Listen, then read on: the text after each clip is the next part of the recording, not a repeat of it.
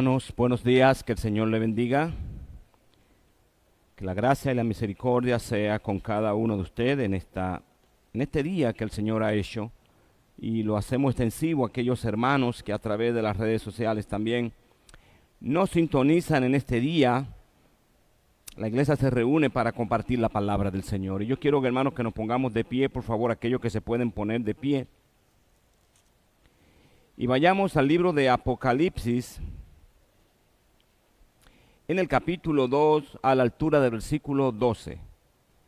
Apocalipsis 2, 12. También lo podemos tener en pantalla, los muchachos lo van a colocar ahí. Apocalipsis 2, 12. Dice así la palabra del Señor. Y escribe al ángel de la iglesia en Pérgamo. El que tiene la espada aguda de dos filos dice esto: yo conozco tus obras y dónde moras, donde está el trono de Satanás. Pero retienes mi nombre y no has negado mi fe, ni aun en los días en que Antipa, mi testigo fiel, fue muerto entre vosotros, donde mora Satanás. Pero tengo unas pocas cosas contra ti, que tienes ahí a lo que retienen la doctrina de Balaam, que enseñaba a Balac a poner tropiezo ante los hijos de Israel, a comer de cosas sacrificadas a los ídolos y a cometer fornicación. Y también tiene a los que retienen la doctrina de los nicolaitas, la que yo aborrezco. Por tanto, arrepiéntete, pues, si no vendré a ti pronto y pelearé contra ellos con la espada de mi boca. El que tiene oído, oiga lo que el Espíritu dice a las iglesias. Al que venciere daré a comer del maná escondido, y le daré una piedrecita blanca, y en la piedrecita escrita un nombre nuevo, el cual ninguno conoce sino aquel que lo recibe. Señor y Padre amado, alabado tu nombre, Señor. La iglesia se reúne en este lugar, no para hacer ningún tipo de afrenta ni abstención, Señor, ni obsesión, sino solamente predicar tu palabra y edificar nuestra vida a través de ella. En tus manos estamos, Señor, diríjanos por favor. En el nombre de tu Hijo amado lo hacemos. Amén. Se pueden sentar, amados hermanos. Bueno, ya conocemos a Pérgamo, ya habíamos hablado de Pérgamo y de lo cultural que era, pero también de lo pagano que era. Tenía ese templo a Esculapio, que era el dios de la medicina, también un templo formidable a Zeus, que Zeus se puede decir que es el padre de los dioses, el dios del trueno y del relámpago. Estaba también ese templo a Atenea, la diosa de la guerra. Y por último, y si fuera poco, un templo al César de la época. O sea, estaba todo lo que tú querías, estaba a la luz del día. Querías adorar ídolos, ahí había el que tú querías. Todos. Era un tremendo buffet. Y el Señor le dice, el Señor, escribe al ángel de la iglesia en Pérgamo, el que tiene la espada de dos filos dice esto. Y él dice, yo conozco que tú vives donde mora Satanás. Donde Satanás tiene su centro de mando, el epicentro de lo que Satanás es, está ahí. Ahora, ¿qué significa morar donde Satanás tiene su trono? En aquel entonces, nada más y nada menos, había ese gran templo al César, y aquel que no se doblegaba al César tenía la pena de muerte. Si tú no reconocías que César era el Señor, esa era la pena, muerte. Los cristianos no iban a hacer eso. De hecho, estaban muriendo y siendo encarcelados y perdiendo todo porque no estaban adorando a la persona del César. Y el Señor le dice a ellos aquí en este versículo, en el versículo 13, yo conozco tus obras y dónde moras, dónde está el trono de Satanás. Pero retienes mi nombre. ¿Y qué es retener el nombre?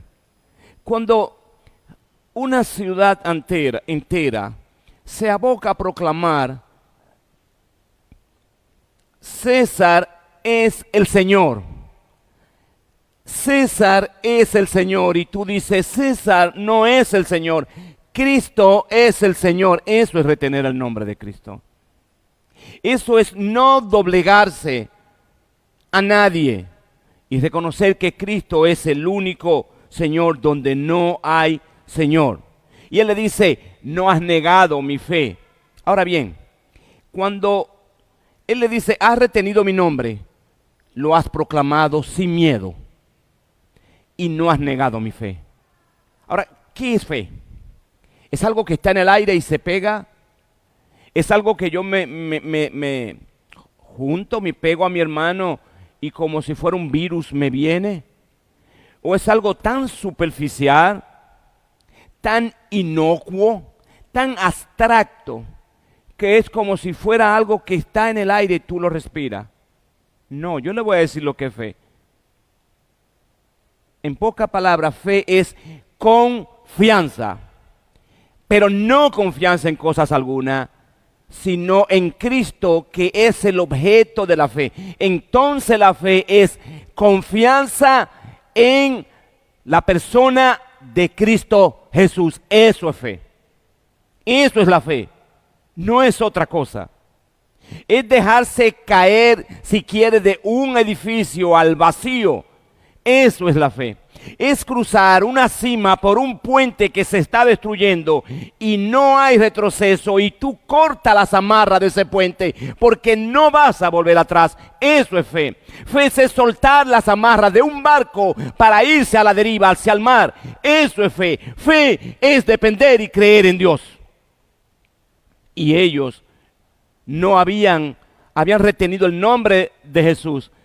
Y en medio de la adversidad no había menguado su fe. Y me vienen a la mente las palabras de Job.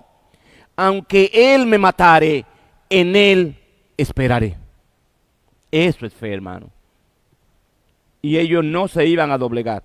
Ni aun cuando mataron a Antipas, el pastor de la iglesia, el máximo, fue muerto en Pérgamo. Ni aún en ese momento ellos decidieron negar su fe.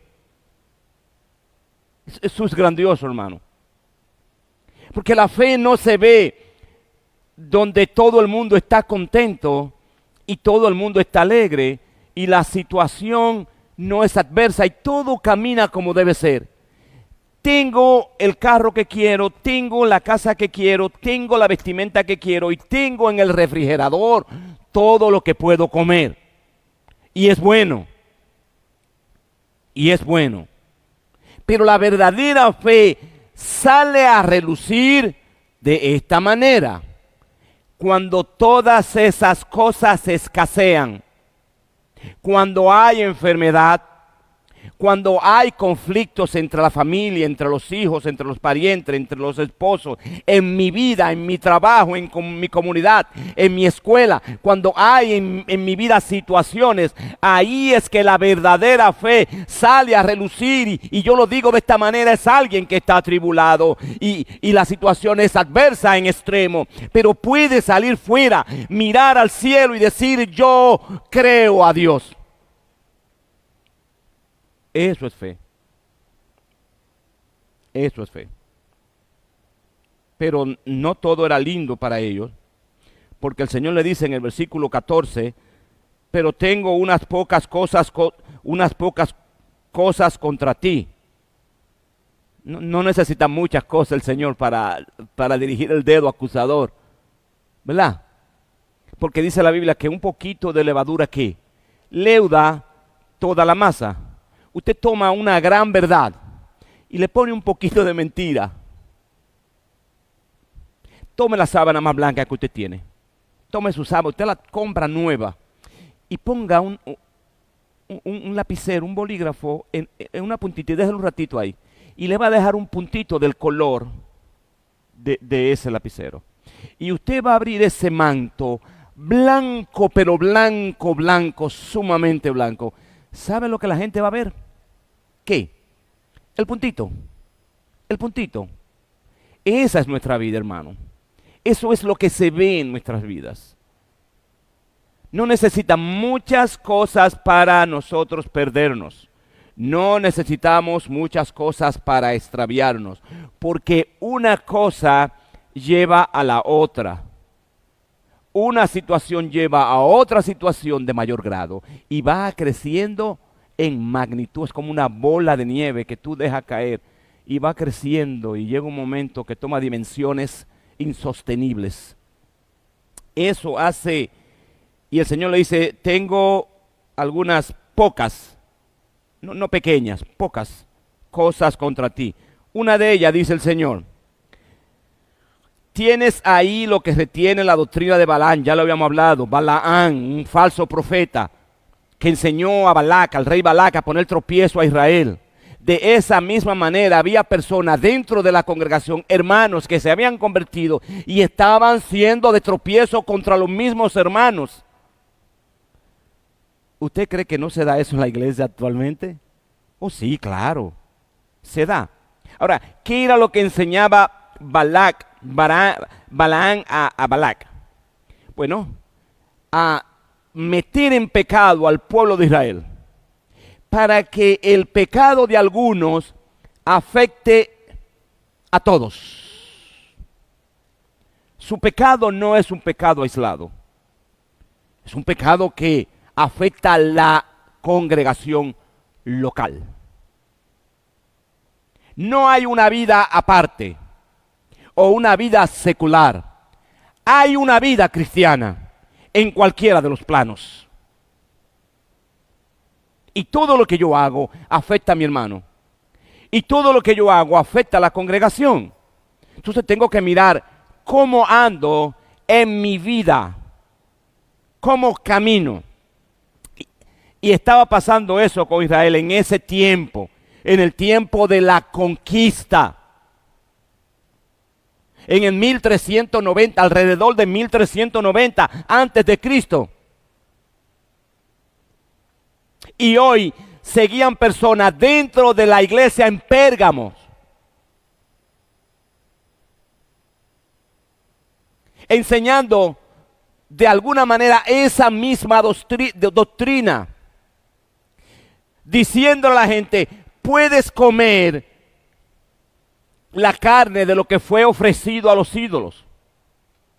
Lo puedes comer, no hay problema con eso. Puedes tener relaciones sexuales, porque eso es normal. Bueno, ¿qué sucede?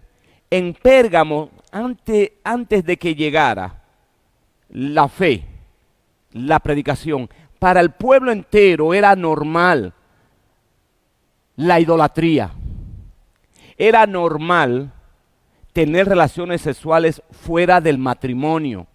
Todo tipo de situaciones inmorales.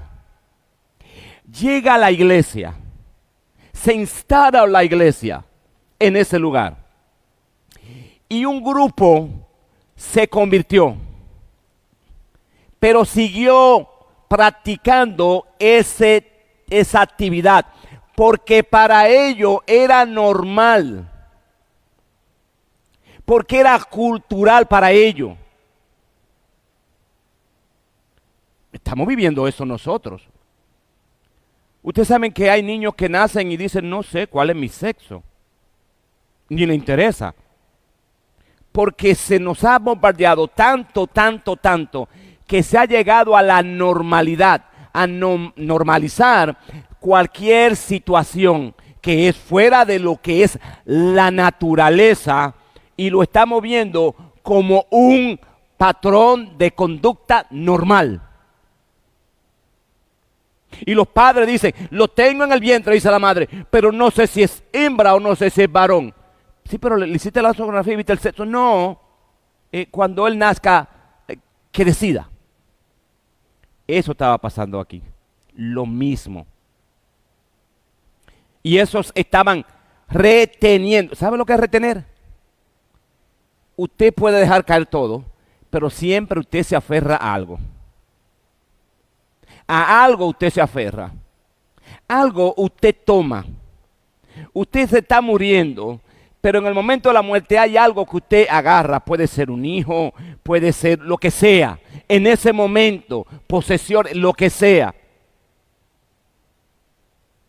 Usted se aferra a algo y retiene algo. Y dice, no lo puedo retener todo, pero esto lo voy a retener. Estaba pasando con ellos.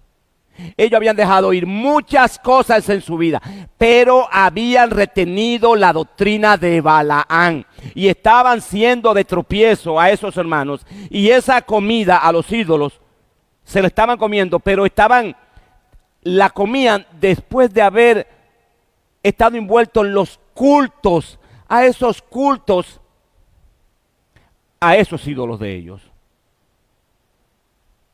Y estos individuos se habían renegado y han dicho, vamos a seguir haciendo eso, no lo vamos a soltar. Por eso dice, tienes ahí a los que retienen, están en medio nuestro. La mala doctrina que enseñan es algo que ellos tenían ya.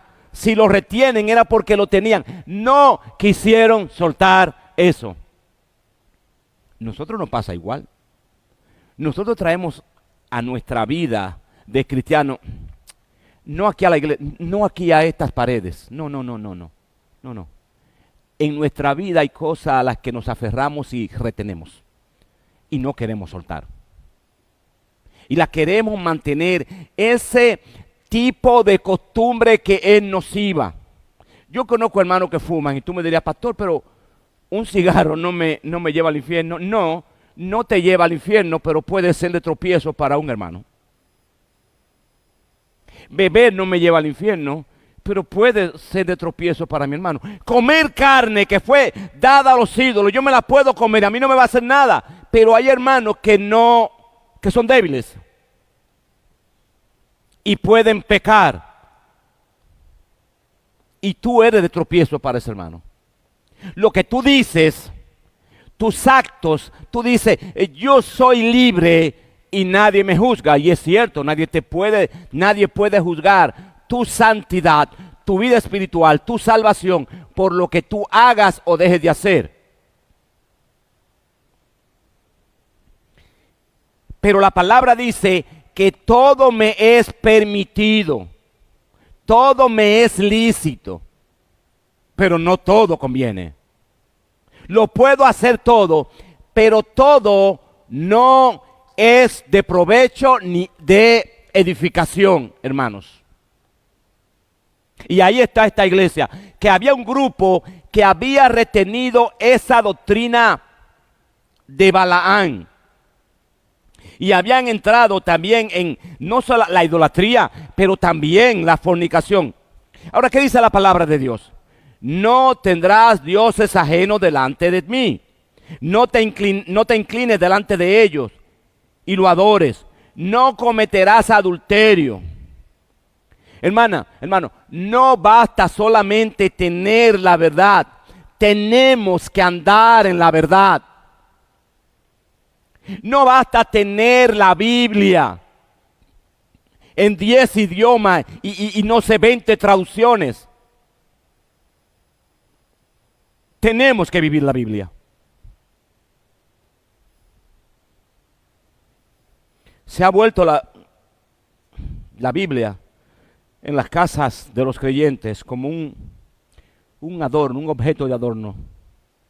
Y siempre lo digo, el Salmo 23 es el salmo más querido. Usted va a la casa y está la Biblia abierta en el Salmo 23.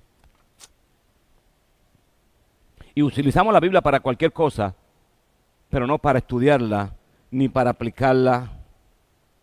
No sea tropiezo, hermano, de su hermano. No sea tropiezo de su hermano, por favor. En Eclesiastés capítulo 2, versículo 15 lo dice de esta manera. A ver si lo puedo explicar bien. Cazadnos las zorras pequeñas, otra vez. Cazadnos las zorras pequeñas que echan a perder las viñas, porque nuestra viña está en cierne. Cace la zorra pequeña, porque le van a hacer daño.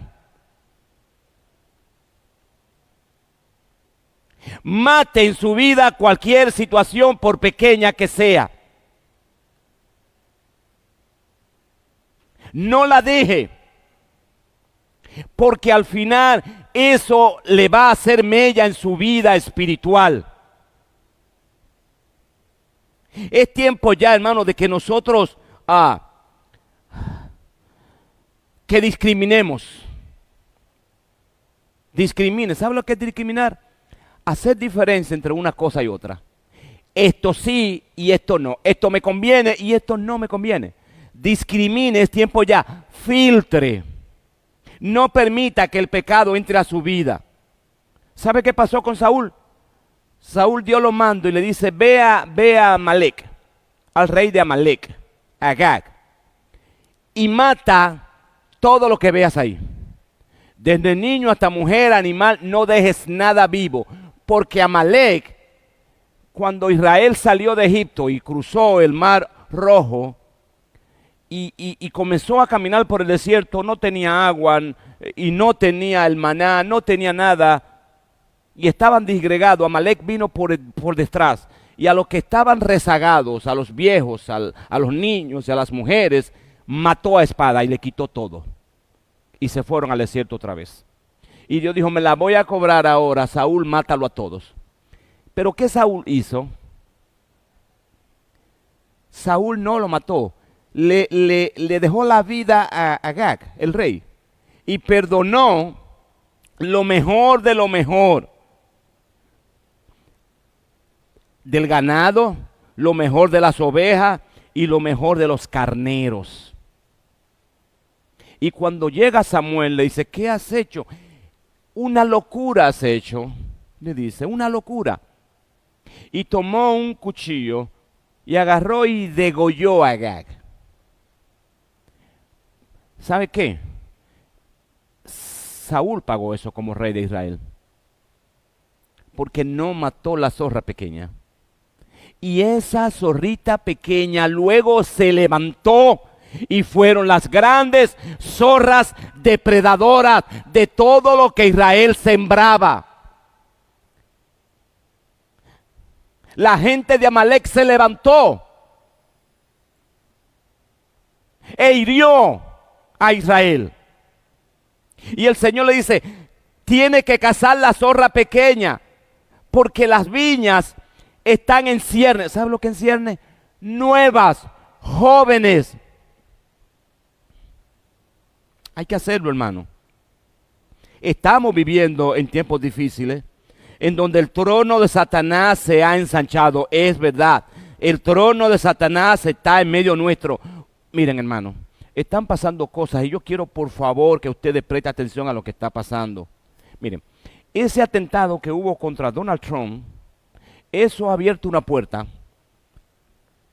abrió una puerta, hermanos, que no se va a cerrar.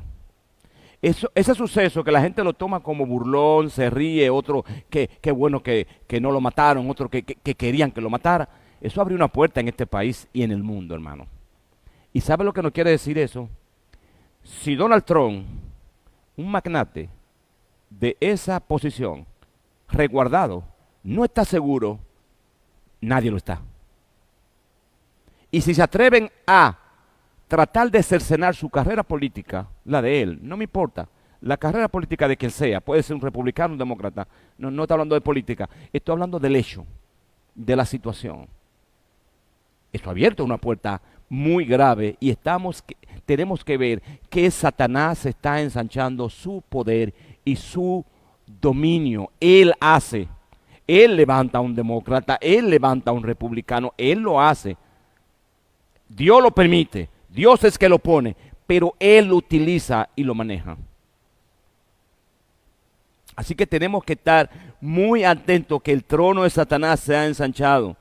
Y usted tiene que ser luz del mundo y sal de la tierra. Miren esto, miren lo que había pasado en ese lugar. Ellos habían llevado al cristianismo como a una dicotomía. ¿Saben lo que es una dicotomía? Son dos situaciones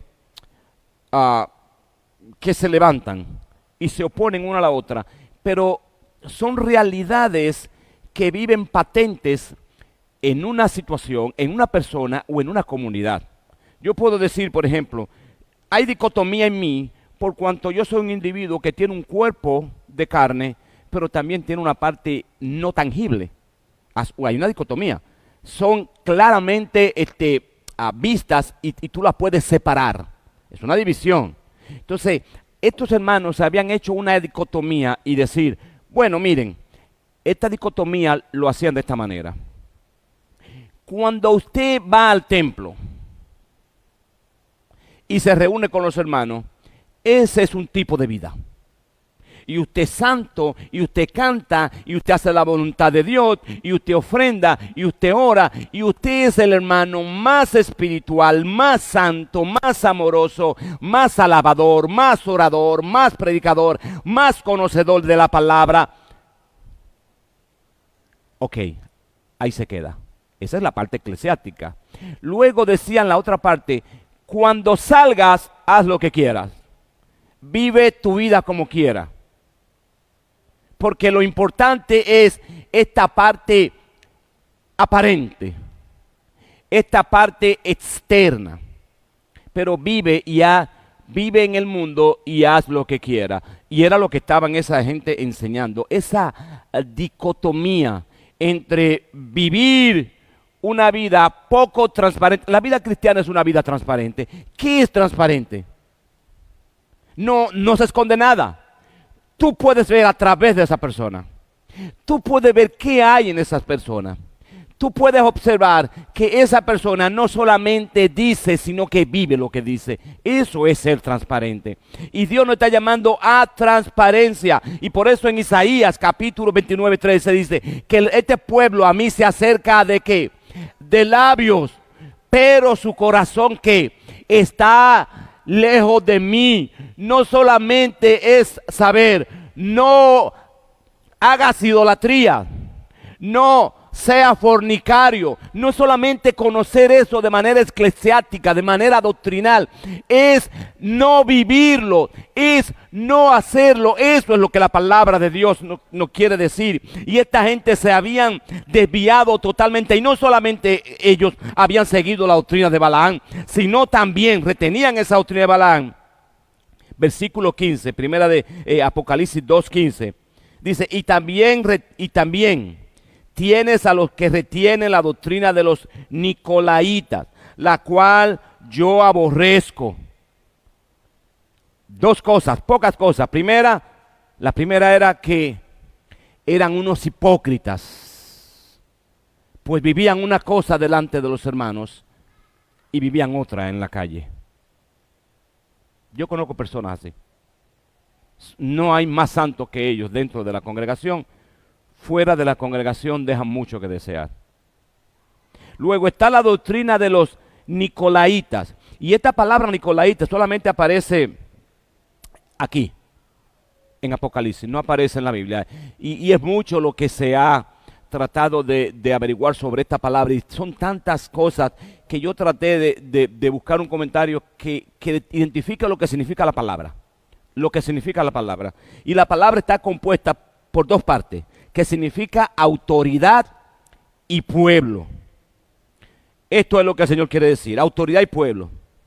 Tienes personas ahí que no se sujetan a la autoridad del Señor, ni a la autoridad de la Biblia, ni a la autoridad dada por su palabra a sus ministros, a sus pastores, a sus obispos. No respetaban a Cristo, no respetaban su palabra, ni respetaban el poder que Dios le había dado a los hombres de Dios que estaban llevando la grey, predicando la grey, sirviendo en la grey. Pero también eran otros que se levantaban dentro de la congregación y querían tener la preeminencia en todo, ser lo más importante, como dice la palabra, como Dióstrefe, al cual le gusta tener el primer lugar entre ellos y no recibe. Dióstrefe había cerrado la congregación y él decía quién entraba a la congregación y quién no entraba, a quién recibía y quién no recibía, y se había hecho dueño y señor. Y ahí estaba esa doctrina, la del Nicolait. Mira la diferencia entre Éfeso y Pérgamo. Vamos a 2:6, por favor. Apocalipsis 2:6, vaya conmigo. 2:6 dice: le dice a Éfeso, el Señor a Éfeso le dice, pero tienes esto, que aborrece la obra de los nicolaítas, las cuales yo también aborrezco. Éfeso no retenía esa doctrina. Lo había echado, lo había sacado, no lo había permitido. No permitía que estuvieran en la congregación, pero tampoco permitía que se subieran a los púlpitos a enseñar ese tipo de cosas. Miren, hermano, yo conozco personas, pastores, que cuando van al púlpito te predican de manera ortodoxa, clara y diáfano. Wow. Cuando tú los escuchas, aparte, niegan lo que predican. Lo niegan y dicen, yo predico esto porque la congregación es la doctrina, la del pastor. Pero yo creo esto. Lo he escuchado y me he quedado atónito. Digo, ¿cómo puedo predicar lo que no creo? ¿Cómo lo puedo enseñar? Y eso estaba pasando. Y esta es la diferencia. Esta gente de Éfeso aborrecía lo que Dios aborrecía. Y amaba lo que Dios amaba. Entonces llega aquí y dice que tú soportas y a los que retienen esa doctrina de los nicolaítas. Muy diferente estas dos iglesias. Ahora, ¿por qué Pérgamo permitía esto? ¿Por qué? ¿Por qué Pérgamo permite que esas malas enseñanzas y esas malas doctrinas estuvieran dentro de ellos, vivieran y se arraigaran? ¿Por qué? Yo le pregunto, es retórico esto, pero ¿por qué? Por lo mismo, hermano. Por lo mismo de hoy. Las iglesias queremos templos llenos. No importa lo que tú pienses. No. No importa lo que yo predico del púlpito. Mi doctrina hoy puede ser una y mañana otra, de acuerdo a la necesidad del público y a lo que el público quiera oír. Si tú vas a predicar de doctrina, de la salvación, de la santificación y la soteriología y todo esto, vas a encontrar pocas personas. Ahora, si tú pones y dices, voy a predicar el domingo sobre lo grande que tú eres para Dios y lo grande que puedes ser y todo lo que Dios te va a dar. O vamos a predicar sobre alguien que fue al infierno y vino. Alguien que se enfrentó a Satanás en una de, él me da y yo le doy, él me da y yo le doy, y lo noqueé. Y se te llena el templo. O vamos a declarar, a proclamar, a expulsar y hacer toda esa parafernalia que se hace. Vas a tener un templo lleno. Y eso pasa. Y esa doctrina van cambiando. ¿Sabe por qué la doctrina cambia de ellos? Porque está basado y cimentado sobre relativos. Y los relativos siempre cambian en el tiempo. Pero nosotros no. Nosotros estamos cimentados sobre absolutos. Y un absoluto es que Jesús es el Señor. Y no varía, ni cambia en el tiempo. Y es una verdad que está cimentada sobre la roca. Y estaban ahí. Ahora, ¿por qué? ¿Por qué quieren la unidad? Porque quieren mucha gente unida. No importa si la gente entiende, no importa si la gente es bendecida por tu predicación, no importa si la gente entiende la palabra de Dios. Lo que le importa es que haya una confluencia de muchas personas, porque eso representa crecimiento, porque eso representa dinero. Es eso lo que buscamos hoy.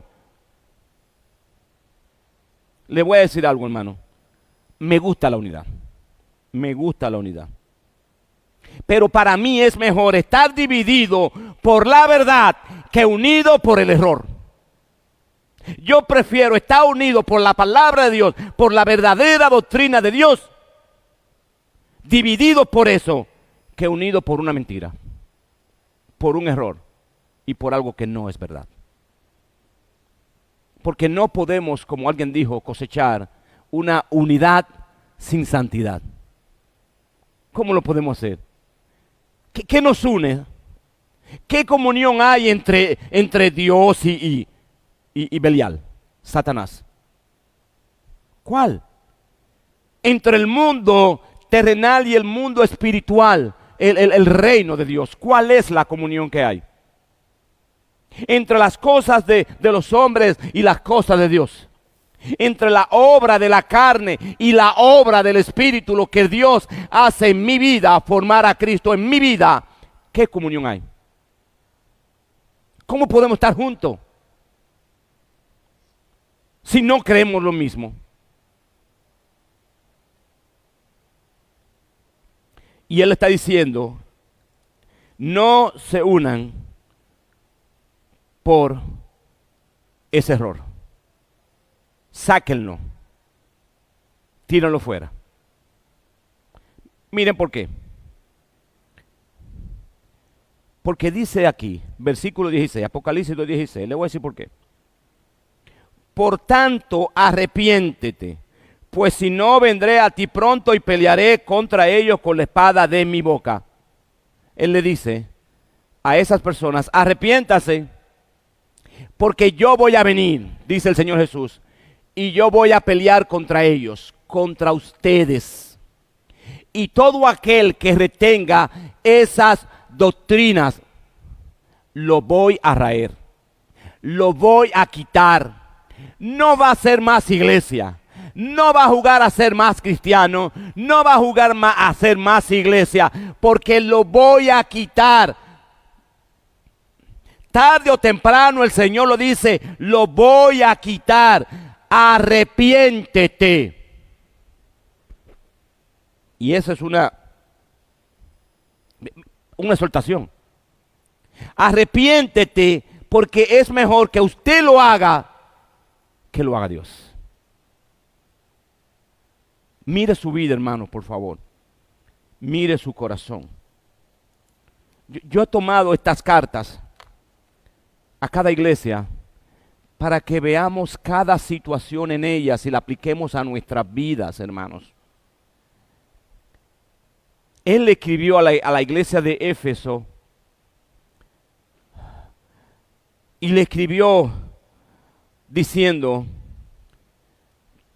has hecho cosas buenas y has trabajado duro, pero has perdido tu primer amor. Luego le dice a la iglesia de Esmirna, sé valiente, no temas la tribulación. Y le dice a esta iglesia de Pérgamo, eres demasiado permisivo.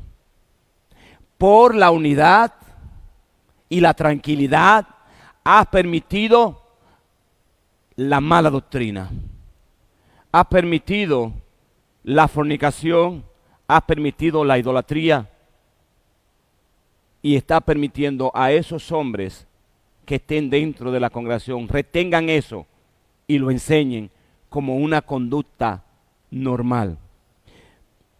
Para concluir, en el versículo 17 dice de esta manera, Apocalipsis 2:17. Un llamado, hermano. Iglesia Bautista, Casa de Gracia, un llamado. Esta es. El que tiene oído, oiga lo que el Espíritu dice a las iglesias. El que tiene, bueno, tenemos oído. La pregunta es si tenemos oído espiritual. Porque el Señor dice que mis ovejas oyen mi voz y me siguen. Y yo le doy vida y no perecerán jamás. ¿Se acuerdan en 1 Tesalonicenses 4:16? Porque el Señor mismo, con voz de mando, con voz de arcángel y con trompeta de Dios, descenderá del cielo y los muertos en Cristo resucitarán primero. Entonces dice Pablo, porque sonará la trompeta y los que la escuchen saldrán a resurrección de vida. Entonces el que tiene oído espiritual, escuche lo que el Señor dice a las iglesias. Preste atención lo que Dios dice a las iglesias. Eso es un llamado a prestar atención, pero también hay una promesa doble. Mírela de esta manera. El que tiene oído, oiga lo que el Espíritu dice a las iglesias. Al que venciere daré a comer del maná escondido. 1.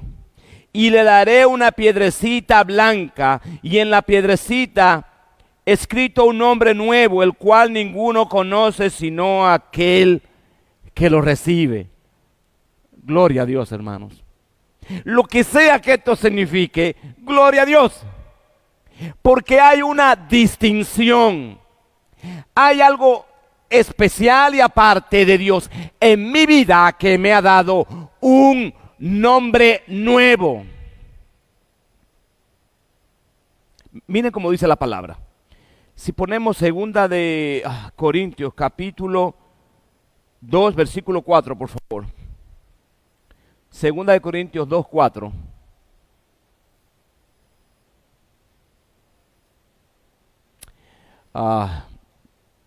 No. Segunda de Corintios 4, 4. Y si no es esa, la quitamos. Yo lo voy a decir de memoria, pero quiero. Ok, aquí está. En los cuales el Dios de este siglo cegó el entendimiento de los incrédulos para que no les resplandezca la luz del evangelio de la gloria de Cristo, el cual es la imagen de Dios. Ok, Satanás ciega el entendimiento de las personas del mundo. Está ciego. Está oscurecido, entenebrecido el mundo. Versículo 6, por favor. Miren ahora de qué manera íntima Dios lo hace. Porque Dios, que mandó que de las tinieblas resplandeciera la luz. Dios dice, en el principio estaba la tiniebla y dice, hágase la luz. ¿Dónde estaba usted cuando Dios lo llamó? En las tinieblas. Y nos llama de las tinieblas a su luz, ¿qué? Admirable. Pero Él hace esto de manera colectiva y dice que de las tinieblas salga la luz. Pero aquí en esto es diferente, es íntimo. Dice, es el que resplandeció en nuestros corazones. Él resplandeció en usted y en mí de manera personal, íntima y sin igual. Hay una vida nueva. Hay un corazón nuevo. Hay una intimación de Dios con mi vida. Hay una transformación que Él ha hecho en mi existir. Y es un proceso el que está llevando. ¿Y lo hizo para qué? Para la iluminación del conocimiento de la gloria de Dios en la faz de Jesucristo. Iluminó mi vida, mi corazón, para que yo le vea a Él en Jesucristo. Eso fue lo que hizo, porque yo no podía verlo. Estaba metido en Pérgamo como idólatra, fornicando, sirviendo a ídolos y dándole rienda suelta a la carne. Y viene Dios, ilumina mi corazón, me abre los ojos espirituales, me da vida espiritual y me deja frente a la cruz. Y en la cruz, frente a Cristo, veo a Dios. Por eso dice el Señor que no hay otro camino, que Él es el único camino al Dios. Yo soy el camino, la verdad y la vida. Nadie viene al Padre si no es por mí. Y esta es la condenación de los hombres, que la luz vino al mundo, pero los hombres amaron más las tinieblas que la luz, porque sus obras eran malas. Y nos dará ir a comer del maná escondido. Los judíos están esperando aquel maná que escondió Jeremías según los macabeos, pero ya nosotros estamos comiendo de ese maná escondido. Ahora, ¿qué maná escondido es este? Es escondido para aquel que no ha reconocido a Cristo como suficiente y Salvador. Pero ya nosotros estamos comiendo de ese maná. Escuchen, ¿qué es el maná? ¿Quién es el maná? Vamos a poner, por favor, ahí Juan 6, del 48 al 51, para que todos lo leamos. Creo que en 2 minutos más y terminamos. Juan 6, 48 al 51. Yo soy el pan de vida, versículo 49. Vuestros padres comieron el maná en el desierto, ¿y qué? Y murieron. Versículo 50. Este es el pan que desciende del cielo, para que el que de él come no muera. Versículo. Yo soy el pan vivo que descendió del cielo. Si alguno comiere de este pan, vivirá para siempre. Y el pan que yo daré es mi carne, lo cual yo daré por la vida del mundo. Él es el maná escondido. Y usted está comiendo del maná escondido. Y a medida que usted coma del maná escondido, usted va a crecer, usted va a experimentar la vida de Cristo. Y a medida que usted coma la vida, el maná escondido, la vida de Cristo se hace vida en tu vida. Y tú vas a crecer a la estatura de ese varón perfecto que es Cristo Jesús. Jesús es el maná, Él es la vida. Recuerden, no solamente de pan vivirá el hombre, sino de toda palabra que sale de la boca de Dios. Y Cristo es la palabra que ha salido de la boca de Dios, pues es el verbo de Dios. Y eso es lo que quiere decir. Estamos comiendo del maná, pero un día tendremos ese maná completo en nuestra vida y ya no tendremos más hambre.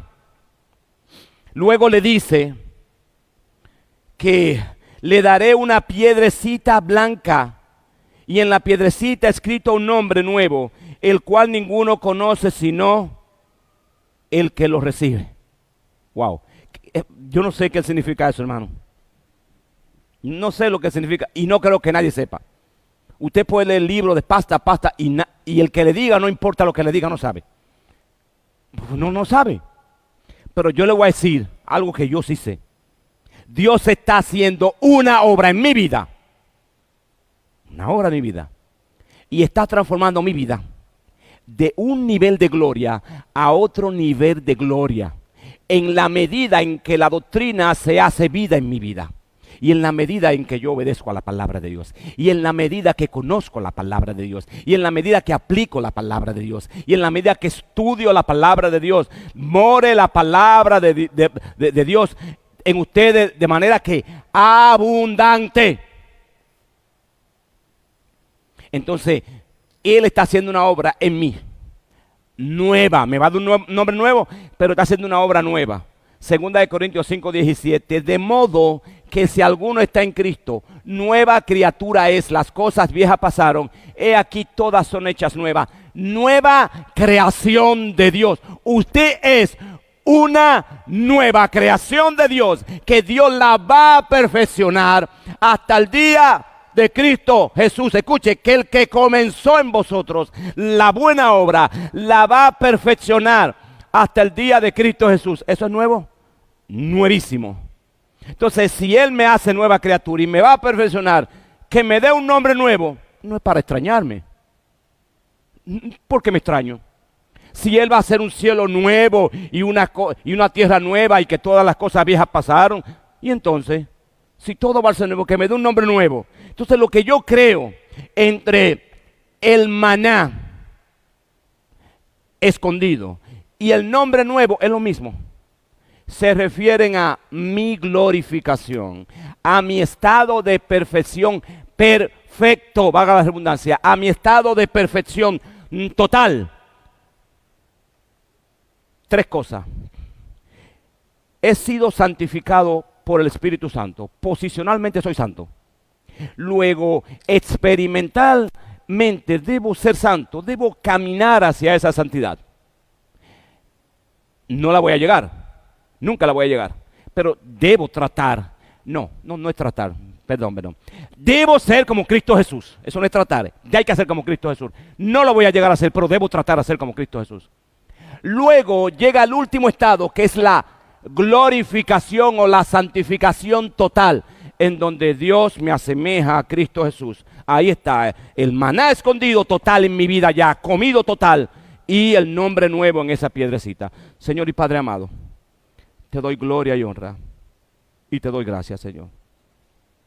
Gracias por tu palabra en mi vida, Señor. Gracias por tu palabra Y tú nos dices una y otra vez a las 7 iglesias, le dice: el que tenga oído, oiga lo que el Espíritu dice a las iglesias. Hay un reconocimiento de tu parte y hay una amonestación de tu parte. Y termina con una exhortación, Señor. Arrepiéntete. Ayuda a que la iglesia se arrepienta. Todos los días podamos arrepentirnos de las cosas que diario hacemos, del pecado, de la liviandad en que andamos, de decir que somos libres y llegamos a lo ridículo, siendo tan permisivos que llegamos al libertinaje. Ayúdanos, Señor, a poder andar de manera equilibrada en tu palabra y que tu palabra me santifique, porque tu palabra es verdad. Gracias, Señor. Diríjanos siempre. En el nombre de Cristo Jesús oramos. Amén.